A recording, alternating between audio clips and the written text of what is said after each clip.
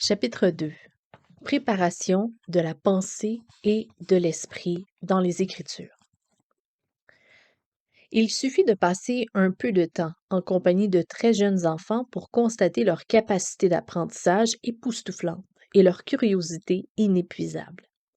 On observe aussi qu'à un stade du développement précoce, le bambin est incapable de conserver la moindre attention pour ce qui sort de son champ de vision. Son attention se fixe instantanément sur une balle aux couleurs vives ou un hochet placé devant ses yeux. Son regard se rive sur le nouvel objet avec une curiosité avide. Il manifeste le besoin presque compulsif de le toucher et de le palper. Mais si l'objet est écarté de son champ de vision, l'enfant perd immédiatement tout intérêt pour lui. Il ne le cherche pas. Il n'essaie pas de ramener la main qui a pris le jouet. Sa disparition ne provoque pas la moindre déception chez l'enfant. Les pédopsychiatres, dans leurs limites de compréhension, expliquent que l'objet cesse d'exister pour le bambin dès l'instant où il disparaît de sa vue. Son développement mental ne lui permet pas encore de comprendre que les choses continuent d'exister même si elles ne sont plus visibles. Les spécialistes parlent de la permanence de l'objet. Autrement dit, loin des yeux, loin du cœur.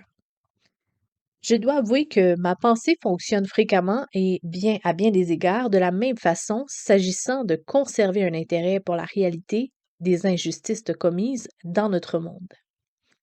J'apprends le massacre d'individus innocents au Rwanda en première page du journal et je suis consternée. Mes pensées pensent néanmoins à autre chose avec une rapidité déconcertante quand je le lis en page 15 que le film que ma femme plutôt et moi espérions voir, commence une demi-heure plus tôt que nous le pensions. À la lecture d'un article sur le sort réservé aux petites filles abandonnées en Chine, qui sont attachées à leur lit et meurent de faim dans les orphelinats de l'État, je suis pratiquement émue aux larmes. Un an plus tard, quand une conversation avec un ami me remémore cet article, je constate que je n'ai plus éprouvé de compassion, ni formulé la moindre prière, ni même songé à nouveau à ces enfants depuis le jour où j'ai replié mon journal. Je peux zapper des tortures rapportées par des nouvelles du soir au résultat du championnat de football avec pratiquement la même aisance mentale et émotionnelle que ma télécommande. Bien entendu, pour une bonne part, ce mode de fonctionnement est parfaitement naturel et probablement sain. Je n'aspire pas à devenir obsédé par le mal et de la souffrance humaine. C'est mener une existence bien triste que de ne pouvoir connaître la joie, la paix, le rire, l'émerveillement et la gaieté, malgré l'oppression et l'injustice qui assombrit la beauté de la création divine. Si les nouvelles du soir et ou le journal du matin m'empêchent d'amener ma femme au cinéma, de rire des facilités de ma fille de 3 ans ou d'apprécier une promenade en vélo en après-midi d'automne, quelque chose a probablement déraillé. Notre réaction face à l'injustice de ce monde peut cependant gagner en maturité si nous franchissons simplement 2 étapes. Premièrement, nous pouvons développer notre compassion envers les victimes en nous inspirant du regard des humanitaires ou travailleurs chrétiens témoins de cette souffrance sur le terrain. Et deuxièmement, nous pouvons nous préparer à aider ces gens en les regardant avec les yeux de Dieu, autrement dit, à travers sa parole. Cultiver une conscience compatissante. La première étape de notre croissance chrétienne consiste peut-être à développer une compassion permanente, c'est-à-dire la capacité courageuse et généreuse de se soucier des besoins d'un monde injuste, même quand ils sortent du champ de vision immédiat. Dieu ne se satisfait pas de notre approche immature du type loin des yeux, loin du cœur. Il nous exhorte à acquérir la capacité de nous engager dans un monde caractérisé par l'oppression de tout notre cœur et de toute notre pensée, même si l'injustice n'est, entre parenthèses, heureusement, pas toujours présente devant nos yeux. Les chrétiens devraient évidemment manifester un don particulier pour rester engagés envers ce qui est vrai et important, même si c'est invisible. L'essence même de la foi, nous dit-on, est la démonstration de celles, c'est-à-dire les choses qu'on ne peut pas voir. Hébreux 11, verset 1. C'est pourquoi nous qui ne sommes que rarement confrontés directement au vécu des victimes de l'injustice, nous devons laisser les Écritures nous en remémorer les faits, même après qu'ils ont quitté le champ de notre vision ou de notre expérience. Ayez le souci de ceux qui sont en prison, comme si vous étiez enchaînés avec eux, et de ceux qui sont maltraités, puisque vous aussi, vous partagez leurs conditions terrestres. On peut lire ça dans Hébreux 13, verset 3, version Semeur. Nous devons nous rappeler le sort des pauvres et des prisonniers. Galates 2, verset 10, Colossiens 4, verset 18. C'est précisément parce qu'il ne s'agit pas de notre inclinaison première et naturelle que nous sommes appelés à fournir un effort conscient pour réserver une place dans nos pensées à ceux qui souffrent d'abus et d'oppression dans le monde. J'avoue que ce commandement m'apparaît pesant. Chaque jour, mes efforts pour résister au stress et maintenir le fragile équilibre de ma propre vie m'accaparent déjà tellement de l'idée de songer aux jeunes prostituées indiennes, aux prisonniers torturés en Indonésie ou aux enfants esclaves du Honduras, il semble dépasser ma vocation chrétienne. Mais, au fait, quelle est l'essence de mon appel? Tout chrétien qui connaît la Bible a déjà la réponse. Aimer Dieu et aimer son prochain comme soi-même. Matthieu 22, versets 37 à 40. Jésus nous a appris qu'aimer notre prochain consistait à traiter l'autre comme nous aimerions qu'il nous traite. Luc 6, verset 31. Dès lors, le commandement de se rappeler les opprimés s'inscrit dans la logique même de l'amour. Ayez le souci de ceux qui sont maltraités, puisque vous aussi vous partagez leurs conditions terrestres. Les Écritures recèlent la conviction que si nous nous mettons à la place de la jeune prostituée, du prisonnier torturé ou de l'enfant esclave, nous ne voudrions pas être oubliés. Songer à toutes les victimes d'injustice dans notre monde est assurément le travail de Dieu. Mais ne pourrais-je me rappeler d'un enfant, d'un prisonnier, d'une veuve ou d'un réfugié? Voir et entendre ce que le corps du Christ voit et entend. Il n'est pas aisé pour des chrétiens qui vivent dans une société riche et ordonnée de songer à l'injustice et aux abus commis sur la terre. Le défi n'est pourtant pas nouveau. Au IIIe siècle, le saint Cyprien décrivait à son ami vivant en Afrique du Nord les difficultés qu'il éprouvait à se rappeler la véritable nature du monde dans lequel le Christ avait placé ses disciples. Ce monde me paraît agréable depuis ce beau jardin, à l'ombre de ses vignes. Mais si je grimpais au sommet d'une montagne et contemplais les vastes étendues, tu sais très bien ce que j'y verrais. Des brigands sur les routes, des pirates sur les mers, des hommes assassinés dans les amphithéâtres pour plaire aux foules, qui applaudissent, et misère et égoïsme sous chaque toit. C'est vraiment un monde mauvais. Donatus, un monde incroyablement mauvais. Pour être honnête, je passe la plupart de mes journées avec ma famille à l'ombre bienveillante dans un très joli jardin. Nous avons nos problèmes et nos tensions, mais de manière générale, si nous ne versons pas dans l'apitoiement et dans la culpabilité, le monde autour de nous paraît effectivement agréable. J'écris ces mots sans ignorer l'injustice et l'oppression qui persistent dans les communautés de mon propre pays. Après avoir été avocat au sein de la division des droits civils du ministère de la Justice des États-Unis, je crois même avoir pu les observer de plus près que la majorité des concitoyens, et en particulier lorsque j'ai enquêté sur les abus commis par des forces de la police. L'un des dossiers sur lequel j'ai travaillé à la Nouvelle-Orléans, où 2 policiers avaient violé une adolescente en fugue avant de la remettre dans la rue, égale en brutalité ce que j'ai pu observer dans la majorité des autres pays. Cette jeune fille avait toutefois un lieu plutôt où s'adresser pour obtenir justice, et ces 2 policiers croupissent désormais en prison.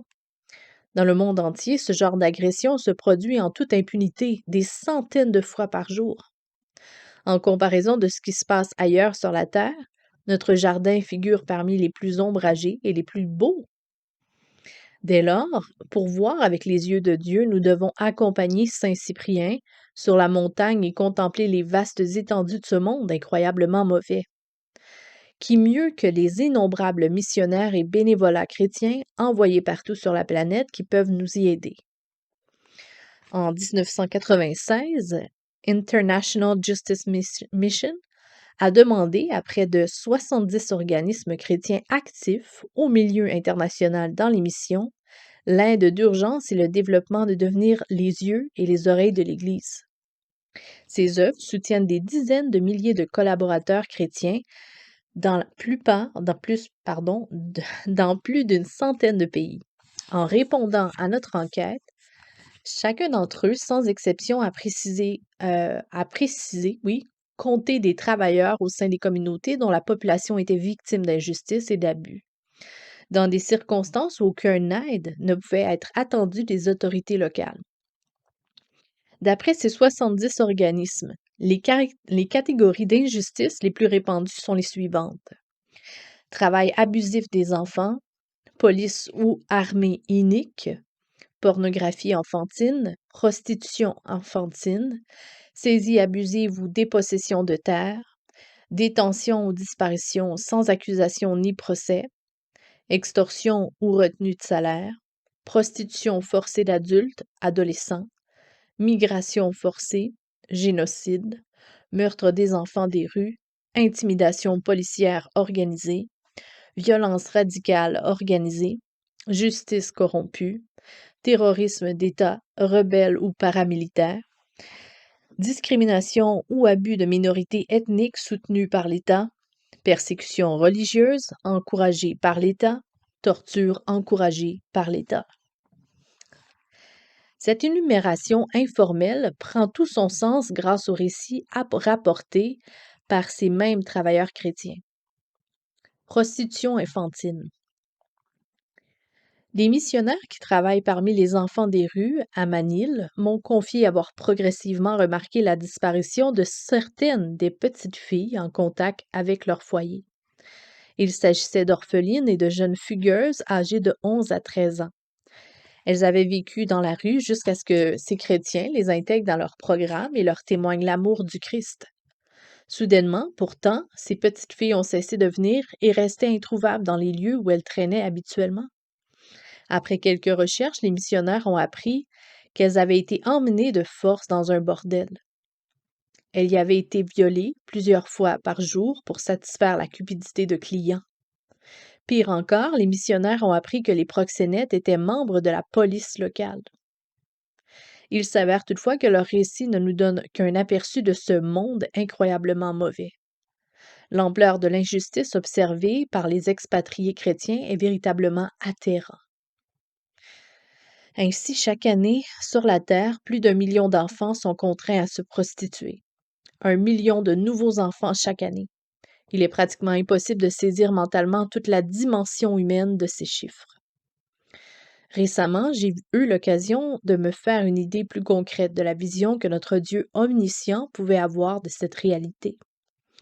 En effet, j'ai pu voir 1 million d'hommes rassemblés à Washington dans le cadre d'une manifestation pacifique. Devant cette foule qui s'étendait à perte de vue, une profonde tristesse s'est abattue sur moi. J'ai soudain compris qu'au cours de l'année qui allait s'écouler, autant d'enfants seraient livrés au plus sombre bordel de la planète. Travail abusif des enfants. La prostitution n'est que l'un des abus subis par les enfants les plus vulnérables. Dans notre enquête, un organisme missionnaire sur 3 a précisé qu'il travaillait au sein de sociétés qui autorisaient le travail abusif des enfants. Le cas d'une seule petite fille nous permettra peut-être de mieux comprendre ce que constatent les chrétiens qui œuvrent à travers le monde. World Vision India, une organisation chrétienne mondiale de développement et de secours d'urgence, m'a présenté une fillette de 10 ans dans un petit village de l'État de Tamil Nadu.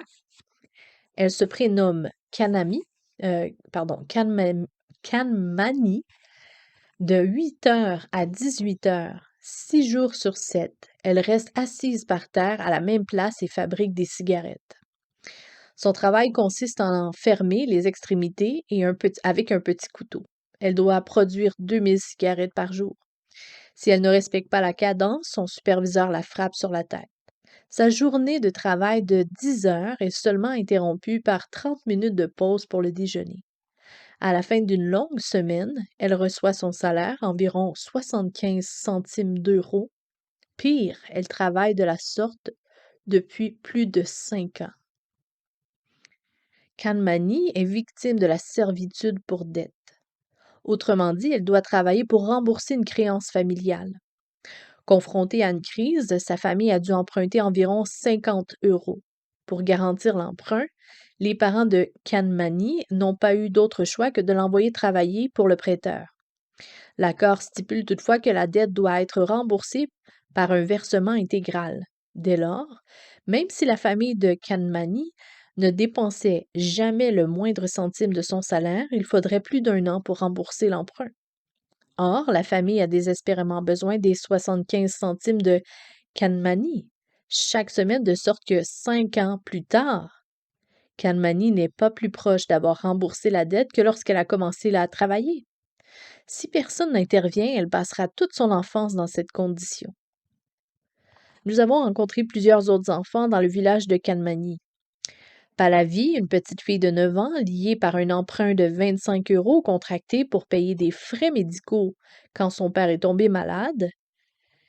Jayanti, 13 ans, en servitude depuis 8 ans, qui travaille 11 heures par jour pour rembourser une dette de 50 euros. Mubina, une fillette de 8 ans qui travaille 14 heures par jour pour rembourser 35 euros. Jabina, 9 ans, qui travaille 12 heures par jour pour payer un emprunt de 25 euros, contracté par ses 3 frères, ont été victimes de fièvre.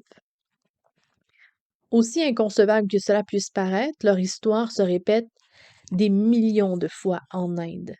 Parce que des familles démunies sont contraintes de placer leurs fils et leurs filles en servitude à durée indéterminée, victimes des mensonges et des menaces de ceux qui exploitent les enfants.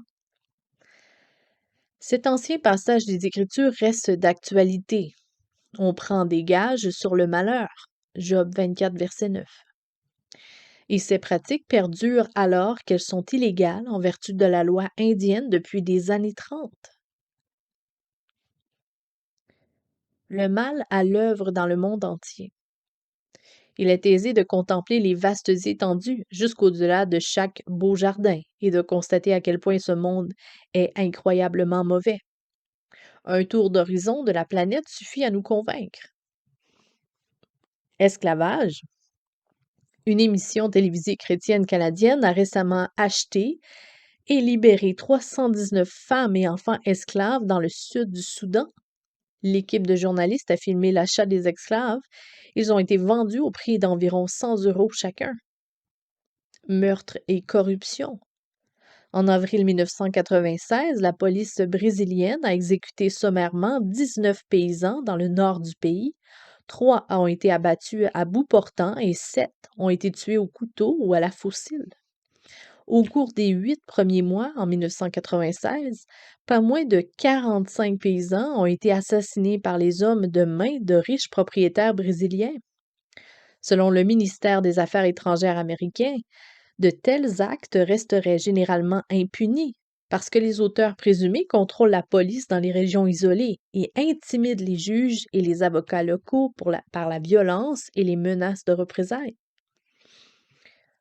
Une police corrompue et prostitution forcée. Un responsable missionnaire chrétien m'a récemment parlé plutôt d'une femme aux yeux caves rencontrée en Indonésie. En l'observant, il avait estimé son âge à une 50aine d'années. En réalité, elle avait à peine 30 ans. Depuis plusieurs années, son mari croupissait dans une prison indonésienne misérable. Sa survie dépendait de ses visites et de la nourriture qu'elle lui apportait, mais pour exercer son droit de visite, elle devait se prostituer auprès de 6 gardiens différents. Elle vieillissait très rapidement. Détention ou disparition sans inculpation ni procès. Selon un rapport du ministère des Affaires étrangères américaine de 1996, la police kenyane commettait encore des assassinats et torturait des détenus. De même, le harcèlement et l'intimidation des opposants politiques a considérablement augmenté. Torture approuvée par l'État. D'après un autre rapport du ministère des Affaires étrangères américain sur les droits de l'homme en Turquie, la torture y resterait très répandue en 96 et les abus commis par la police lors de la détention et des interrogations étaient très fréquents. Il y régnait un climat d'impunité parce que les condamnations de représentants de l'ordre pour meurtre ou torture étaient rares. Il ne fait aucun doute, au 21e siècle, comme au troisième pour Saint-Cyprien, que nous vivons dans un monde incroyablement mauvais. Et comment réagir à cette information? Ne désespérons pas, prenons courage. En quelques secondes, nous quittons l'ignorance totale sur le sort des enfants d'Inde et nous prenons conscience que 15 millions d'entre eux sont prisonniers d'une existence brève, brutale et stérile dans la servitude.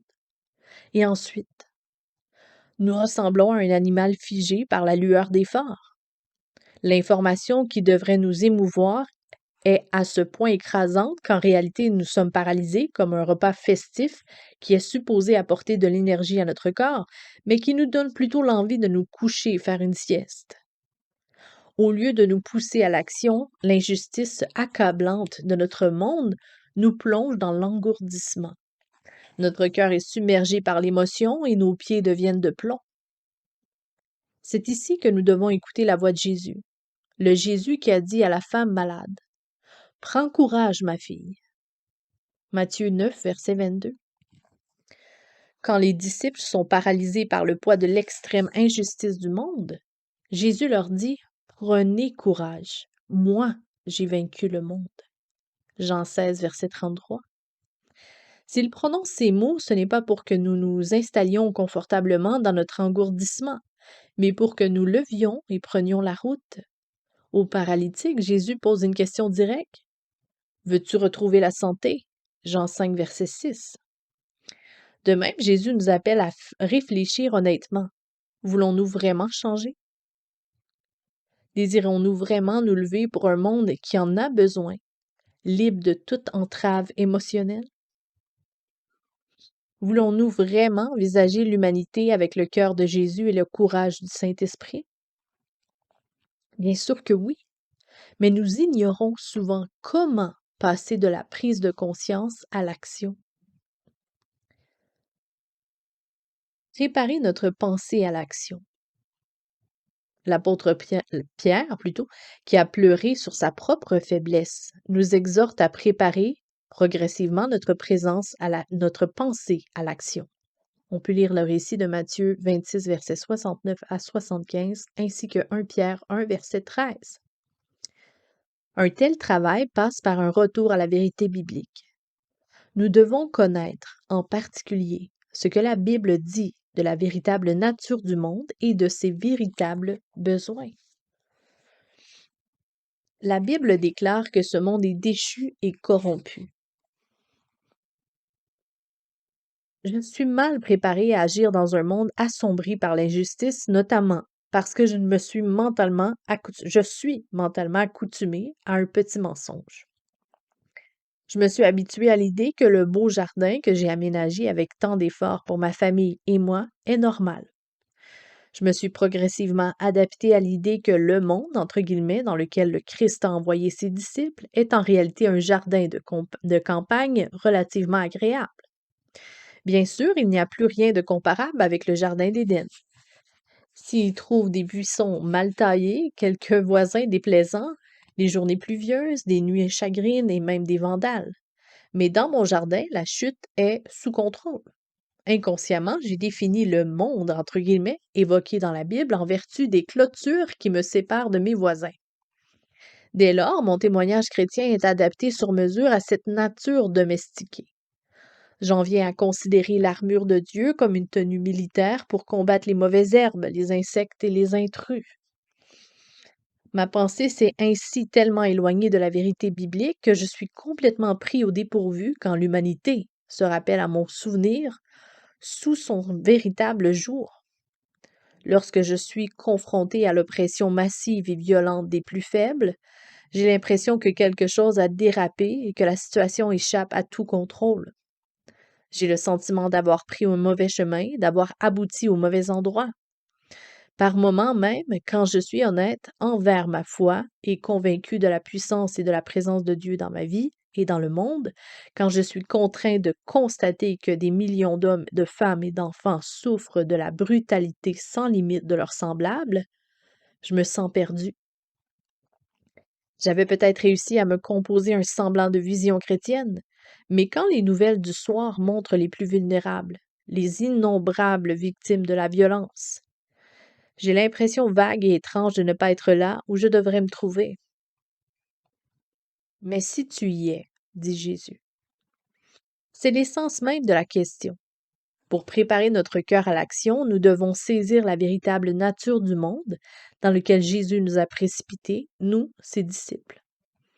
Cela implique de comprendre comment la chute continue d'y déployer ses effets à l'heure actuelle. Quand l'humanité a rejeté son Créateur, le Dieu d'amour, de miséricorde, de justice, de bonté et de compassion, elle s'est accaparé le pouvoir. La conséquence pour le 20e siècle pourrait être décrite en des termes différents.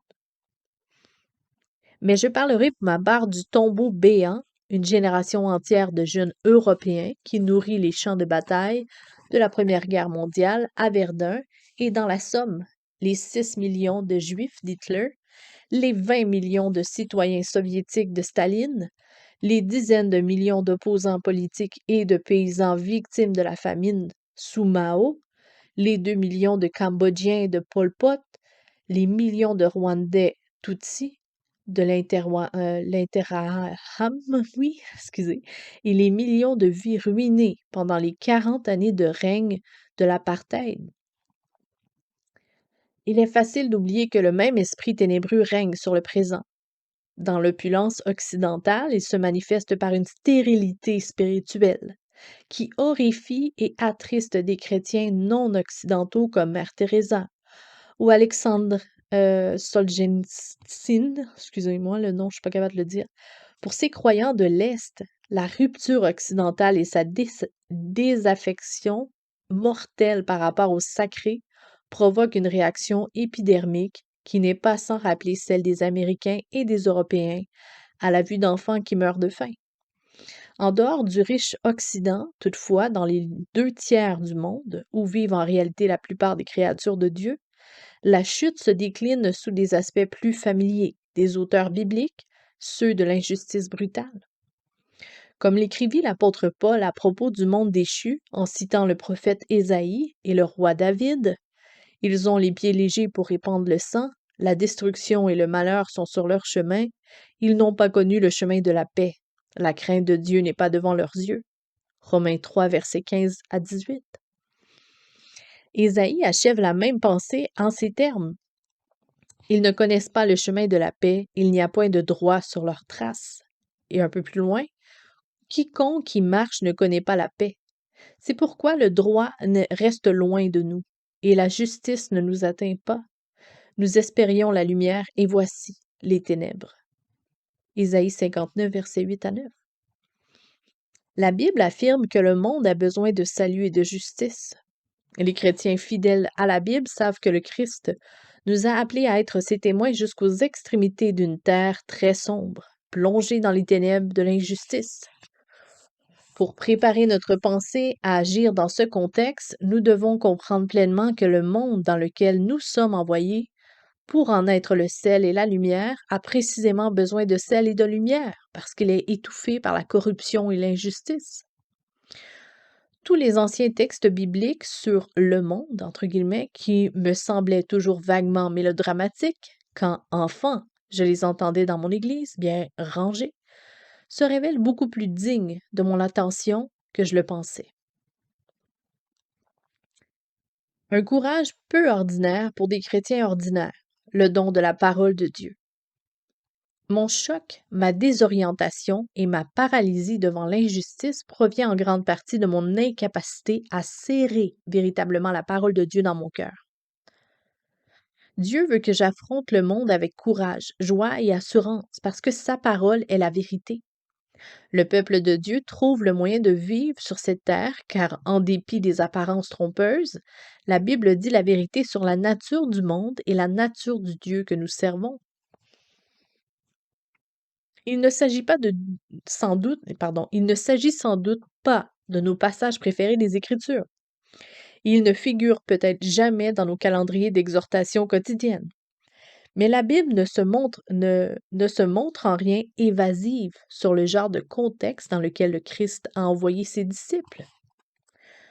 On déplace les bornes, on vole les troupeaux, on les fait paître, on emmène l'âne des orphelins, on prend pour gage le bœuf de la veuve, on fait dévier les pauvres du chemin, on force les malheureux du pays à se cacher tous ensemble. Un peu plus loin, on arrache l'orphelin avec violence, on prend les gages sur le malheureux. Ils sont tous nus, sans vêtements et affamés, ils portent les gerbes. Job 24, versets 2 à 4 et versets 9 à 10. On y lit plus loin. Psaume 37, verset 14. Les méchants tirent l'épée, ils bandent leur arc pour faire tomber le malheureux et le pauvre. En Isaïe 3, 14. Vous, c'est-à-dire les anciens et les chefs, avez brouté la vigne, la dépouillée du pauvre est, et la dépouille du pauvre est dans vos maisons. Lamentation 5, versets 11 à 13. Ils ont violé des femmes dans Sion, des vierges dans les villes de Juda. Par leurs mains, des ministres ont été pendus. La personne des anciens n'a pas été respectée. Des jeunes hommes ont porté la meule. Des garçons ont trébuché sous des fardeaux de bois. On peut lire dans Ézéchiel 22, verset 29. Le peuple du pays se livre à l'oppression, commet des vols, exploite le malheureux et le pauvre, opprime l'immigrant contre toute justice. On peut lire dans Joël 4, verset 3. Ils ont tiré mon peuple au sort, ils ont donné le garçonnet pour une prostituée, ils ont vendu la fillette pour le vin qu'ils ont bu. On peut lire dans Amos 1, verset 13. Parce qu'ils ont éventré les femmes enceintes de Galade, afin d'agrandir leur territoire. Les chrétiens fidèles à la Bible devraient être les derniers à se laisser surprendre par l'injustice. Car même quand nous fêtons la naissance du Christ, les Écritures nous rappellent alors avec vigueur, le genre de contexte dans lequel il est venu. Nous l'évoquons rarement à Noël, contrairement aux chrétiens du Moyen Âge. Et pourtant, même la naissance de Jésus s'assortit de l'un des actes les plus barbares de l'histoire. Comme nous le savons, le roi Hérode s'est senti menacé par la perspective de voir émerger un nouveau roi des Juifs, et il envoya tuer tous les enfants de 2 ans et au-dessous qui étaient à Bethléem et dans son territoire. Matthieu 2, verset 16. L'Église primitive parle de milliers de morts. Dans son évangile, l'apôtre Matthieu ne nous cache rien. Il nous traite en adultes. Il nous regarde droit dans les yeux et nous rapporte que nous vivons sur une terre où même un bébé dans une mangeoire n'est pas à l'abri de l'abus violent du pouvoir. La Bible ne pourrait pas être plus claire. Si tu vois dans une province qu'on opprime le pauvre et qu'on viole le droit et la justice, ne t'étonne pas de ces choses. Ecclésiaste 5, verset 7. Ainsi, les Écritures nous conduisent à préparer notre esprit pour l'action plutôt, pardon. À travers sa parole et son esprit, Dieu dit la vérité qui affermit notre cœur pour le servir dans un contexte difficile. Tenez donc ferme, ayez à vos reins la vérité pour ceinture, et mettez vos chaussures à vos pieds de bonne disposition que donne l'Évangile de paix. On peut lire dans Éphésiens 6, versets 14 à 15. Nous ne devons pas nous sentir submergés ou égarés par un monde d'injustice aussi sombre. C'est précisément de ce cadre que Jésus voulait envoyer ses disciples. C'est vous qui êtes la lumière du monde. Un peu plus loin, que votre lumière brille devant les hommes, ainsi qu'ils voient vos œuvres bonnes et glorifient votre Père qui est dans les cieux. Matthieu 5, versets 14 à 16. En outre, si nous le servons ici-bas, Jésus nous promet « Tout pouvoir m'a été donné dans le ciel et sur la terre. » Un peu plus loin, « Et voici, je suis avec vous avec vous tous les jours, jusqu'à la fin du monde. » Matthieu 28, versets 18 à 20. Cependant, lorsque nous sortirons de notre navire familier et rassurant, et que nous ferons nos premiers pas sur les flots agités d'un monde opprimé, nous pourrons entendre la voix de notre Maître. Rassurez-vous, c'est moi, n'ayez peur. Matthieu 14, verset 27. À bientôt pour la suite.